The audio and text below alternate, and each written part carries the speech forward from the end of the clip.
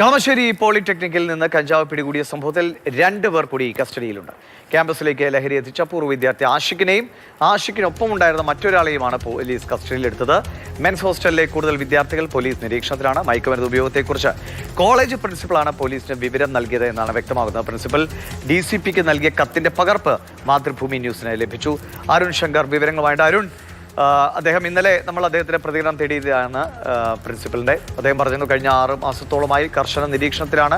രക്ഷിതാക്കളെ വിവരങ്ങൾ അറിയിച്ചിരുന്നു. അതിൻ്റെയൊക്കെ ആ വിവരങ്ങൾ കൈമാറിയതിന്റെ ഏറ്റവും ഒടുവിലത്തെ സംഭവമാണ് ഈ പരിശോധന എന്ന്. അപ്പോൾ വളരെ ജാഗ്രതയോടെ തന്നെ കോളേജ് അധികൃതർ പ്രവർത്തിച്ചു എന്നാണോ മനസ്സിലാകുന്നത്? ഒപ്പം ഈ പുതുതായി കസ്റ്റഡിയിലുള്ള ആഷിക്ക്, ഇയാൾക്ക് കൂടെ ഉണ്ടായിരുന്നയാൾ, ഇവരെക്കുറിച്ചുള്ള വിവരങ്ങൾ.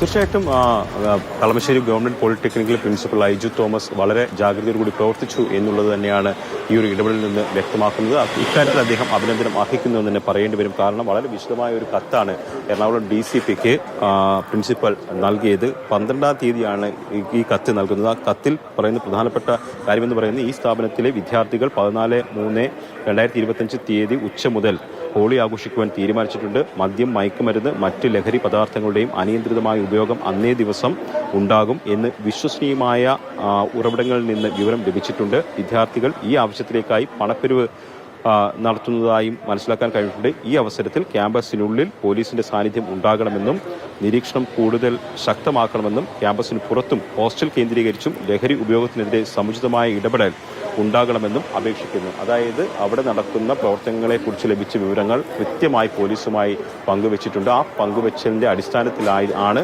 പോലീസ് ഹോസ്റ്റൽ കേന്ദ്രീകരിച്ച് അന്വേഷണം നടത്തുകയും അതിൻ്റെ അടിസ്ഥാനത്തിൽ ഹോസ്റ്റലിൽ കഴിഞ്ഞ രാത്രി റെയ്ഡ് നടത്തി ഈ 3 പേരെ പിടികൂടുകയും ചെയ്തിരിക്കുന്നത്. അക്കാര്യത്തിൽ കോളേജ് അധികൃതരുടെ ഭാഗത്തു നിന്ന് കൃത്യമായ ഇടപെടൽ ഉണ്ടായി എന്നുള്ളതാണ് ഈ കത്തിൽ നിന്ന് വ്യക്തമാകുന്നത്. ഇനി കേസിന്റെ അന്വേഷണത്തിലേക്ക് വന്നു കഴിഞ്ഞാൽ ഒരാൾ കൂടി ഈ അന്വേഷണവുമായി ബന്ധപ്പെട്ട് പിടിയിലായിട്ടുണ്ട്. ആകാശ് നൽകിയ മൊഴിയുടെ അടിസ്ഥാനത്തിൽ ആകാശിന് കഞ്ചാവ് എത്തിച്ചതെന്ന് കരുതപ്പെടുന്ന ആലുവ സ്വദേശി ആഷിക്കിനെയാണ് കഴിഞ്ഞ രാത്രിയിൽ പോലീസ് പിടികൂടിയത്. ഇയാളുടെ മൊഴി എടുക്കുകയാണ് ഇപ്പോൾ പോലീസ്. കളമശ്ശേരി പോലീസ് സ്റ്റേഷനിലാണ് ആഷിക്കുള്ളത്. ആഷിക്ക് പിടിയിലാകുന്ന സമയത്ത് അയാളോടൊപ്പം ഒരു സുഹൃത്തുണ്ടായിരുന്നു. ഈ സുഹൃത്തും കളമശ്ശേരി പോളിടെക്നിക്കിലെ മുൻ വിദ്യാർത്ഥിയാണ്. ഇയാളെയും പോലീസ് കസ്റ്റഡി എടുത്തിട്ടുണ്ട്. പക്ഷേ ഇയാളുടെ പങ്ക് സംബന്ധിച്ചൊരു വ്യക്തത ഇതുവരെയും വന്നിട്ടില്ല. ഇയാൾക്ക് പങ്കുണ്ടോ എന്നുള്ള കാര്യം പോലീസ് പരിശോധിച്ചുകൊണ്ടിരിക്കുകയാണ്.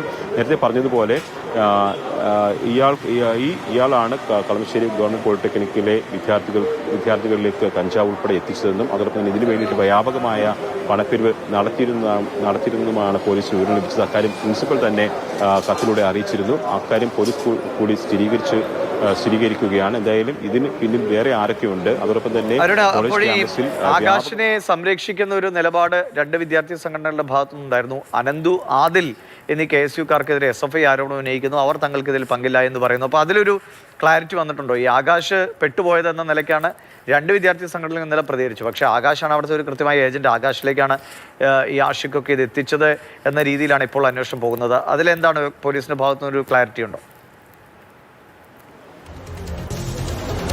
നിലവിൽ ആകാശിനെ ചുറ്റിപ്പറ്റി തന്നെയാണ് അന്വേഷണം നടക്കുന്നത്. ആകാശ് വിൽപ്പന നടത്തിയിരുന്നു എന്നുള്ളത് തന്നെയാണ് പോലീസ് പറയുന്നത്. പക്ഷേ ഇതിനകത്ത് കൂടുതൽ ആളുകൾ ഉൾപ്പെട്ടിട്ടുണ്ടോ എന്നുള്ള കാര്യം ഇനി അന്വേഷിച്ച് കണ്ടെത്തേണ്ടത്. ഇപ്പോൾ അതിൻ്റെ കാര്യത്തിലാണെങ്കിലും മറ്റുള്ളവരുടെ കാര്യത്തിലാണെങ്കിലും ഇൻവോൾവ്മെന്റ് ഉണ്ടോ എന്നുള്ള കാര്യത്തിൽ തുടർന്നുള്ള അന്വേഷണത്തിൽ വ്യക്തത വരികയുള്ളൂ. ഇത് സംബന്ധിച്ചുള്ള പ്രത്യാരോപണങ്ങൾ കഴിഞ്ഞ ദിവസം തന്നെ തുടങ്ങിയിരുന്നു. വിദ്യാർത്ഥി സംഘടനകൾ തമ്മിലുള്ള പ്രത്യാരോപണമാണ് ഉണ്ടായിട്ടുള്ളത്. അക്കാര്യത്തിലൊക്കെ തന്നെ കുറച്ചുകൂടി ഉത്തരവാദിത്തപൂർണ്ണമായ നിലപാടാണ് ഏത് വിദ്യാർത്ഥി സംഘടനയും സ്വീകരിക്കേണ്ടത്. കാരണം ആരെങ്കിലും ഉൾപ്പെട്ടിട്ടുണ്ടെങ്കിൽ അങ്ങനെയുള്ള ആളുകളെ മാറ്റി നിർത്തിക്കൊണ്ടായിരിക്കണം ആ സംഘടനകൾ മുന്നോട്ട് പോകേണ്ടതും പ്രതികരിക്കുകയും ചെയ്യേണ്ടത്. എന്തായാലും ഇതിൽ വലിയൊരു വിപത്തായി മാറിയിരിക്കുന്ന വിഷയത്തിൽ രാഷ്ട്രീയത്തിനപ്പുറമായ ഒരു പൗരബോധമാണ് എല്ലാവരും കാണിക്കേണ്ടത്. എന്തായാലും ഈ കൂടുതൽ ആളുകൾ ഇക്കാര്യത്തിൽ ഉൾപ്പെട്ടിട്ടുണ്ടോ എന്നത് സംബന്ധിച്ച് തുടരന്വേഷണത്തിൽ മാത്രമേ വ്യക്തത വരികയുള്ളൂ.